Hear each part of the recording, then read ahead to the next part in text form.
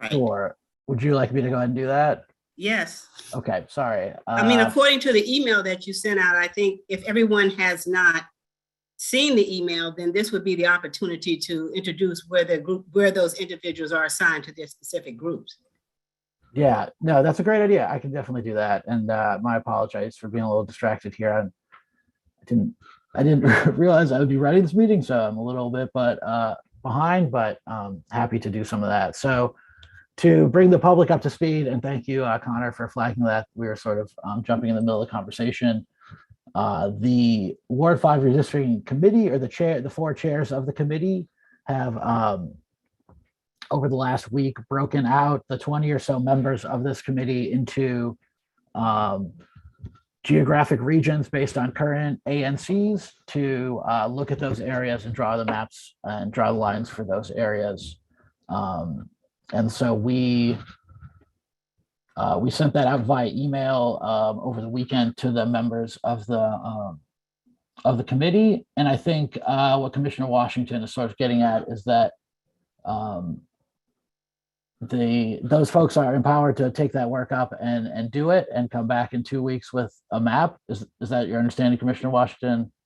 Yes, I mean, that's what I thought the intention was when Sure, we yeah. spoke about it. But as I was saying, after your introduction, that we still need to do a roll call to make sure who's online and to find out whether or not they have been privy to the email, because we may have individuals that may not have even seen the email. So I don't know how they can break out into groups until they've been formally introduced to the groups that the commissions that they're representing, that they're going to be doing the actual redistricting for. Sure. I mean, I can do a roll call. I have a list of the names if that's. That would be great. Yeah, I can record it as well if you want to go through it. Okay. I'm going to do a roll call of the committee members, not assigned by group, but just to see who's on, to make sure, and then you'll know who, then we can go back to the groups that you're assigned to. Okay, I'll start with Adrian Jordan. Can you come off mute and just say, yes, I'm here, or raise your hand? Okay, Adrian Jordan, Angel Austin, Anthony Hood, Cleola Brown, Dr. Brian. I see Anthony Hood is logged in. He may just have missed that. Okay. Go to the participants list and you can see everybody. All you have to do is go to. The participants list is available in there. Yeah, I'm looking at it now. Yeah. I just wanted to make one comment I think would maybe be helpful as well. If there are people who are attendees that should be panelists, they can use the raise your hand feature to let us know that they should be panelists. Because I do see some folks that looks like they're stuck in the attendees area.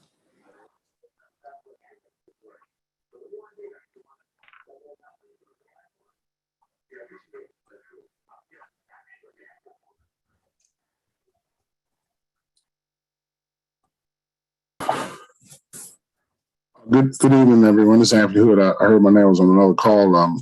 Did I miss roll call or something? We got you, sir. Okay, thank you.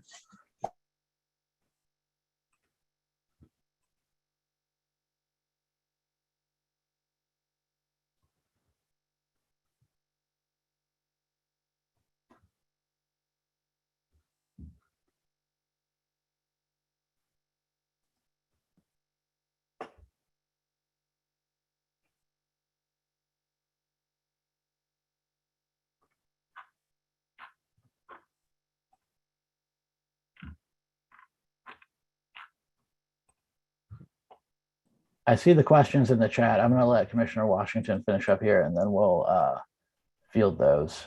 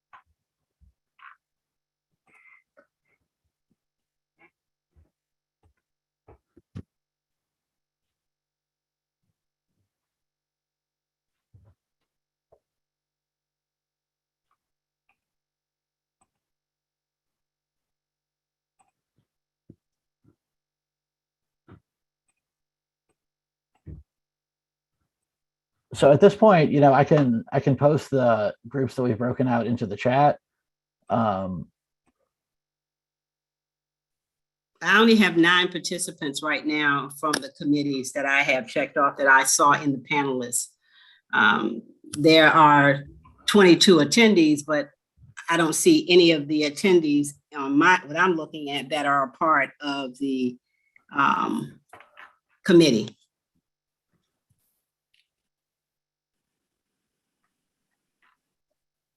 Okay.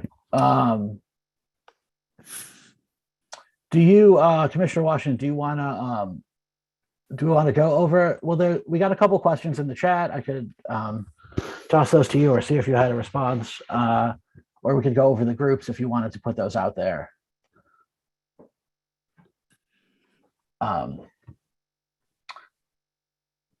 The folks in the chat are asking about being constrained to ANC boundaries as far as geography goes, and whether the committee is considering altering the larger ANC boundaries versus since we're being broken out by ANC. I mean, I'll just say for my part, that was I don't believe that we're trying to just keep those boundaries. It just gave a geographic focus for people to start drawing lines, and that when those maps are brought together and those ideas are merged together, there will be some meshing of those ideas and ANC boundaries considered as we have those. And I know, Connor, you submitted some testimony regarding breaking ANC into different groups, and I mean, we haven't really discussed that too much, but that remains on the table, obviously, as for consideration and discussion.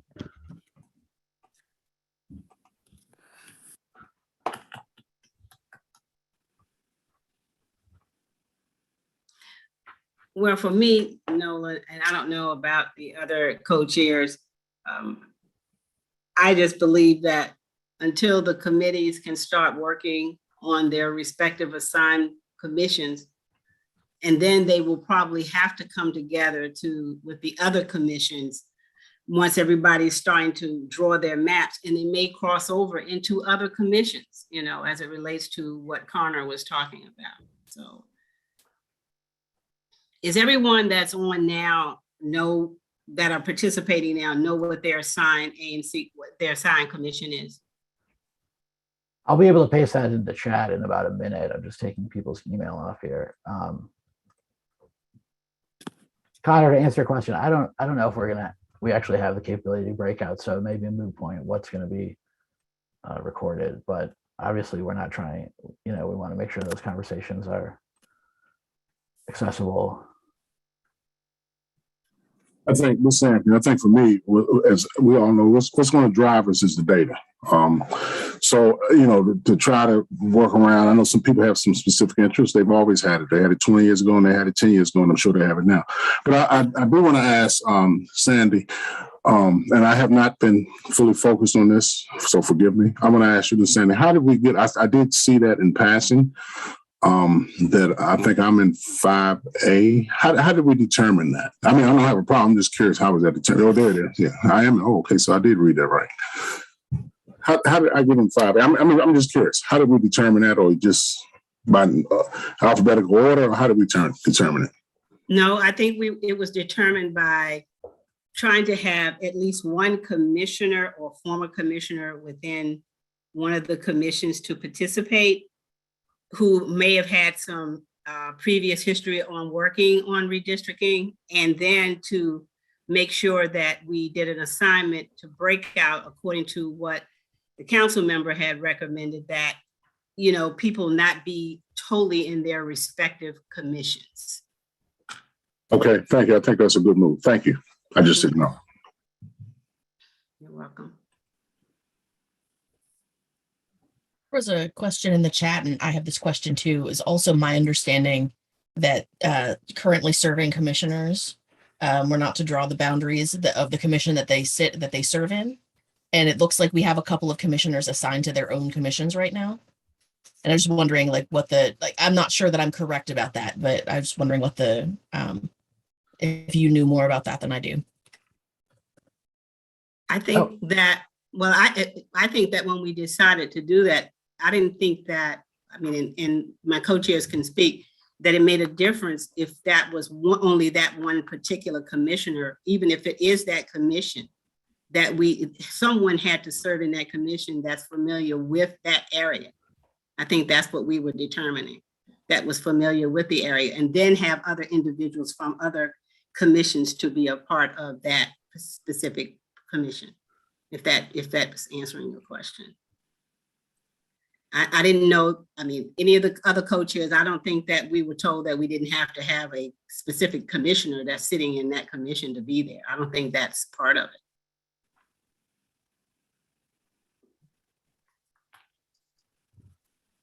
Yeah, I'm not aware of that being a restriction expressly anywhere.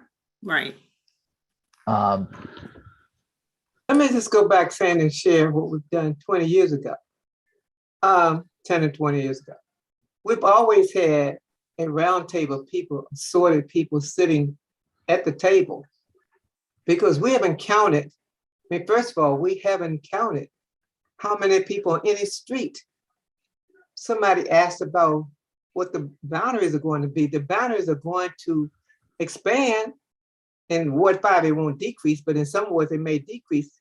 But in Ward 5, they're going to expand based on the population growth. Right. So I'm sure that A, B, C, we were A, B, and C 10 years ago, and they were A, B, C, D, and E.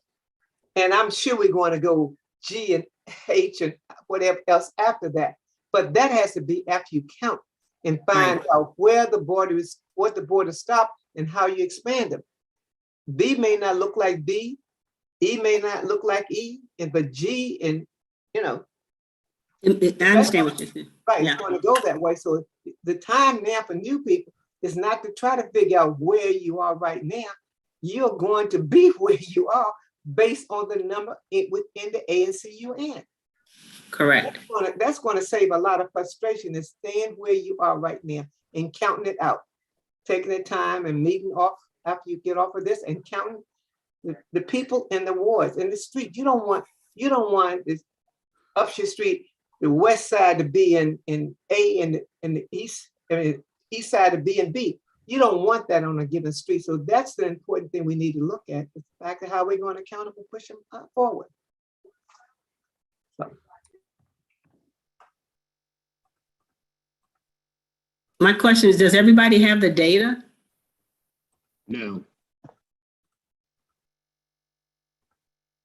Who doesn't have the data? I don't have the written responses from the public that they sent out a survey for everybody that was due today for written responses.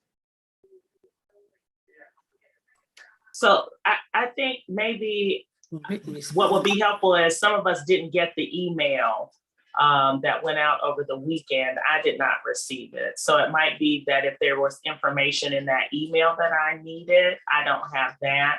But I did see the maps information that was provided as part of the redistricting tool.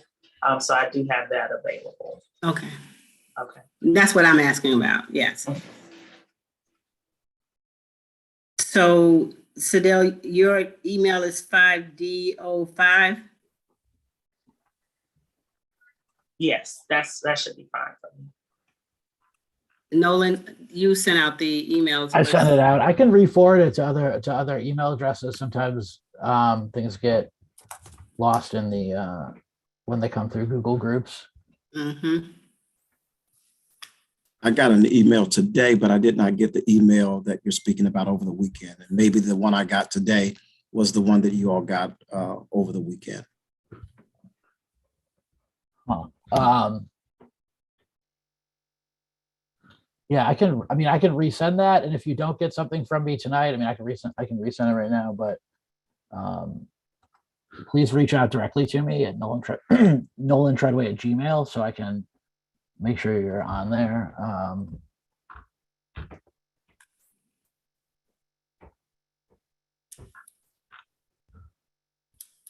It seems that we have still have questions in the chat in reference to standing commissioners and their actual ANC. I'm not sure if somebody has come on late or what have you. But do we have anything that we can actually share with them stating that it is not a conflict of interest for commissioners to be in their districting area? No, and I think, Because we still have comments in the chat, and actually one of them is from one of the commissioners that serves in 5B, which is Tiffany Bridges commissioner. So they're kind of aligned in the questions that they're asking in terms of the sitting commissioner. So do we have a definite answer in reference to that, so that won't be a point of contention as we move forward in this process? So if I can just shed some light on how we did it, nobody wants to keep going back to 20 and 10 years ago because things have changed since then. right. But that actually was an issue. That was an issue. We made sure we didn't use a lot of commissioners, no disrespect, and especially not in the area at that time for a reason, so people wouldn't have ownership. It wouldn't be an ownership issue. So, I mean, that's how we did it. But I won't say any more on that. I'll follow instructions. I mean, but that, your point is well taken. I mean, when I served 20 years ago, I mean, that was the issue. Yeah, that was the issue.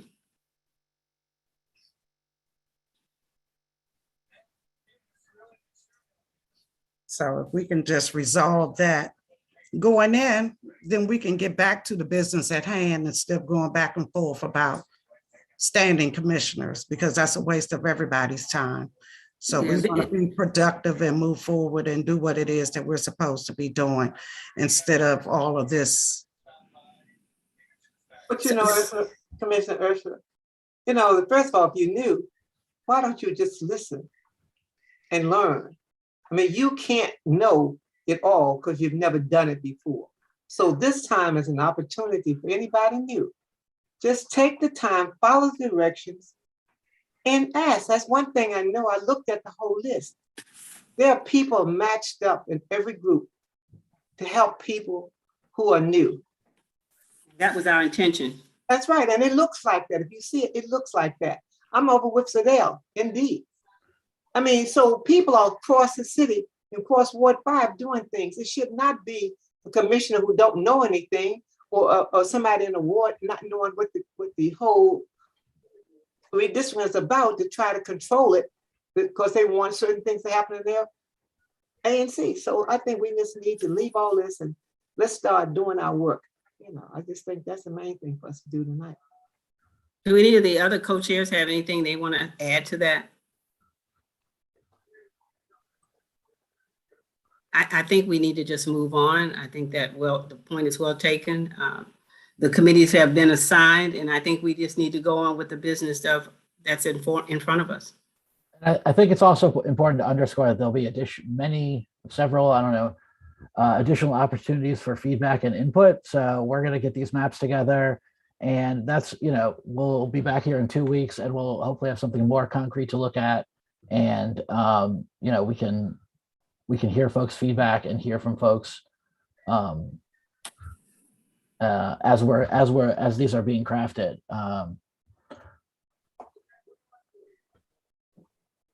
And I think one thing to note is that the rules around, you know, putting these maps together are relatively restrictive. So the idea of, you know, placing your foot on the scale in order to design a map that, you know, influences elections, while I understand the concern, but the idea of the number of residents that are required in each of these, you know, sub-districts makes it relatively hard. I think that the tough part for us is going to be determining how do we, you know, design this within those restrictions. And so I'm with the group. I'm ready to get to work and really, you know, start drawing the maps to make it happen.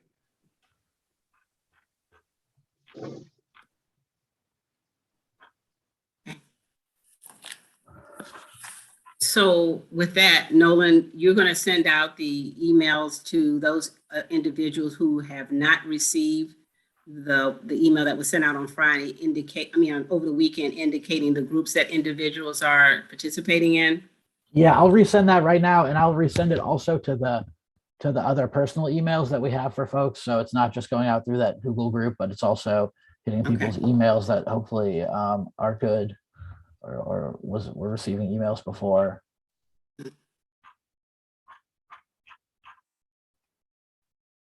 And I think we can well,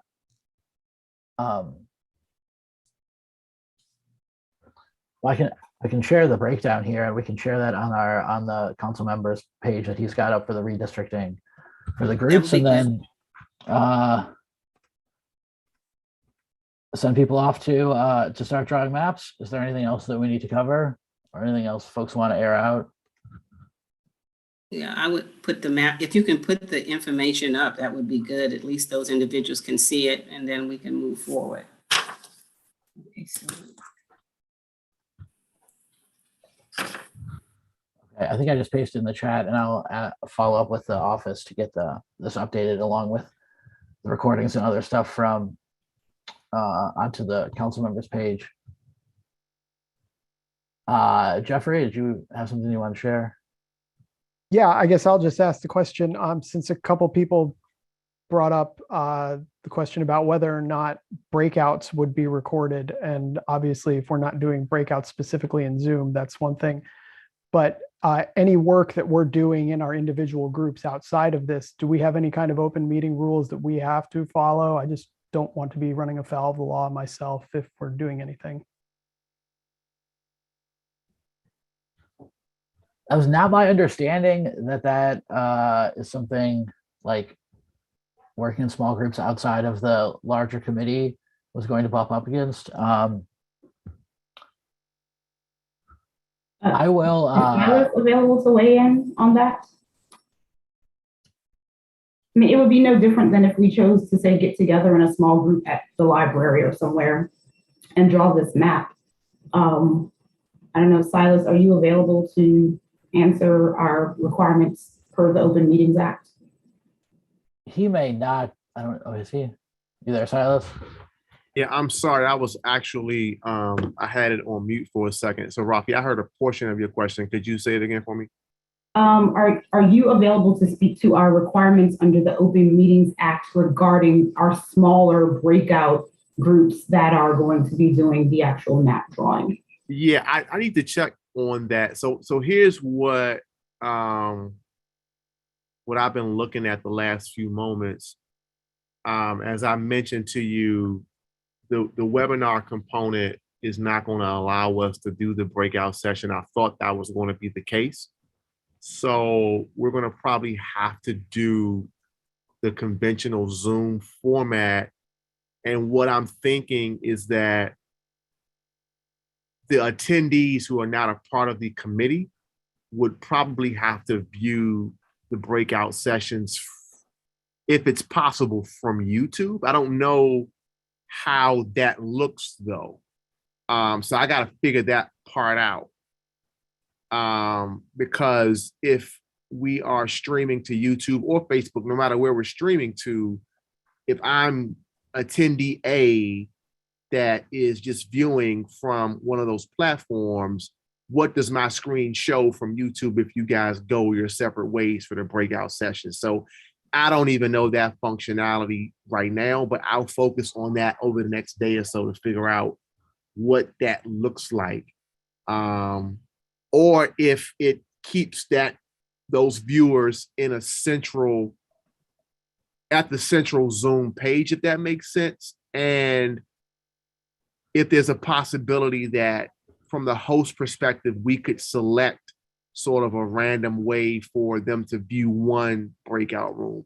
I wouldn't imagine they would be able to view all of them simultaneously, but at least if there's an option for the viewers from the other platforms to be able to see at least one for, as you mentioned, like the open meeting component. So I don't have a concrete answer yet, and I'm trying to think through it as we speak.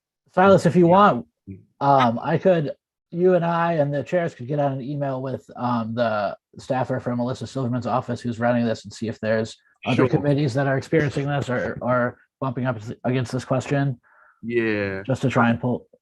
I've been getting emails from someone, and they've been meeting and breaking out into groups, not necessarily on Zoom. I mean, they were apparently assigned their groups. This is another ward, and they've been working. So I think going back to Rafi's question is about, is there any rules that say that the open meeting applies to the committees meeting separately So to draw their map? here's what I'm thinking really quickly, just on the cuff. So I think the challenge that we've had during the pandemic with Zoom is Zoom bombing, right? Which is why we've had the registrations so that nobody comes in and does anything crazy, right?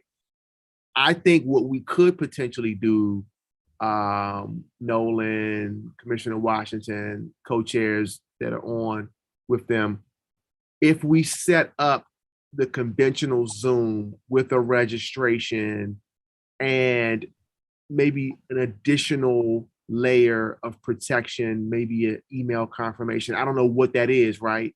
And just have it so that there are no panelists, but everybody's in it, and we can do the breakout rooms that way so that a person can choose what room they go to, but we know that that person is supposed to be in this room, and there are no sort of like Zoom bombers and that sort of thing. I would like to ask the committees members, what do they suggest? I mean, what do they recommend doing? How do they see meeting with their groups? So I was just going to make a suggestion from a technology perspective, which is that we could still use the Zoom meetings and just not share that outside of the committee, and then broadcast live to YouTube in order to get public engagement. That way you don't have the Zoom bombing problem, which I know a lot of commissions had, and it was quite disruptive. And because people can issue live comments on the YouTube platform that you would be able to see and communicate with them without having to worry about them being able to broadcast something inappropriate. I think we might have gone down a rabbit hole, which wasn't necessarily my original question. My original question was, say, the group 5D, Mr. Hatcher, Ms. Brent, Ms. Shirley Riven-Smith, and Sadell Moore. You all choose to meet, say, on Thursday to start drawing your map.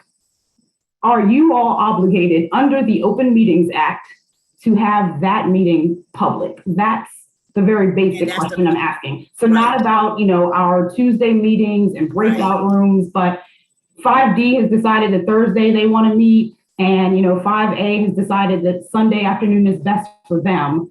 Are they required under the Open Meetings Act to do something to make this meeting public? That's the real question that I'm asking. And if we could just get an answer, per the regulations, I think we'll be set. Right. That's where I am. I'm with you, Rafi. Because before we all met. I mean, we met. There was no, it wasn't any Zoom now. But we're talking about now compared to earlier. But we all met, and people who wanted to, I don't remember anybody sitting around. I just don't remember anybody sitting around. Yeah, people were working. Let me just say, I think the statute is clear, Rafi. It might not go exactly to redistricting. I think Nolan had a good idea to go with and find out if the statute applies. But if you're doing what they call a closed meeting, as you probably know, Rafi, if you're doing a closed meeting, you have to announce that closed meeting and you have to record it. Doesn't mean anybody has to be in it, but you have to announce it and you have to record it. So once that, you have satisfied the Open Meetings Act, but I don't know if all that applies to what we're doing here today, redistricting. So I think we really need to get some clarification. But if you are doing it, you have to notice it, record it, and it's open for anybody to look at upon request. So the chairs and Silas will confirm with council committee staff by email tomorrow and report that question back to the larger group. Is that an acceptable outcome to get us off this particular crook? Yes. Great. We have only 15 panelists and 23 attendees. Now we have more people than those who own the committee. And I'm just thinking that somewhere along the line, we are moving away from what the work we need to do because the people that should be listening tonight. And last week, 2 weeks ago, we lost the whole, we should have been doing this 2 weeks ago. We should have been at that stage 2 weeks ago rather than come on and let two people have something to say from their individual ANCs. And then we just locked it down. So I think we need not to waste a lot of time and get started on doing the work we have to do, because this right here now, I can tell you, I don't want the district government to make a decision for ANC 5 like it did the last time. We need to be sharp again. And I think we need to take our time and do the work that we need to do and be able to at least our input in. That means everybody, at least those who are on the committee and any citizens who want to be involved, they should. But I mean, I'm saying we need not to waste time, because this is a waste of time. And all this should have been thought about, because we're not the first ones. And so we're 5. And so everybody's breaking out. Everybody's doing the same thing across the city. What is the answer that we need to have so we can move forward? Because March the 22nd is going to be here very soon. Well, I would advise that committees should start planning to meet, and we will hopefully be able to provide them some guidance tomorrow. So, I mean, whether, that's just reporting out that the meeting occurred, or that there's notes from the meeting, or some summary of the outcome that they want, or something for to make sure everybody feels comfortable with what's transpiring. I think you can the committee can go ahead and meet. I mean, so I think you should start to plan to meet, and we can inform how we how we address that going forward.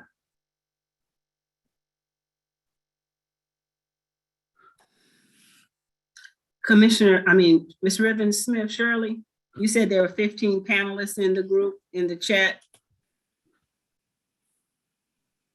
You're on mute. You're on mute.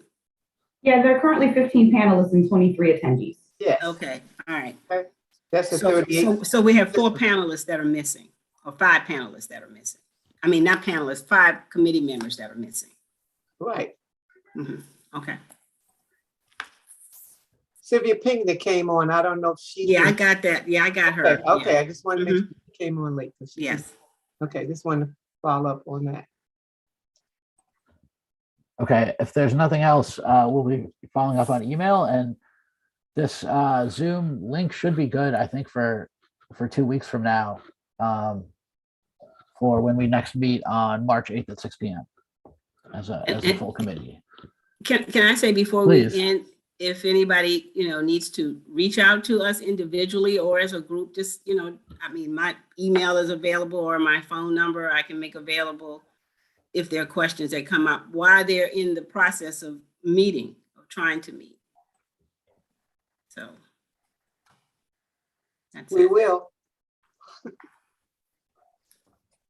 All right, thank you, everyone. Are we going into our individual groups now? What are we doing? Maybe I'm lost. I thought we were breaking into groups. Okay, I'm lost. Disregard me. I'm sorry. No, Mr. Anthony, they're not breaking into groups online, because Silas was having a problem getting it set up. So that's the issue.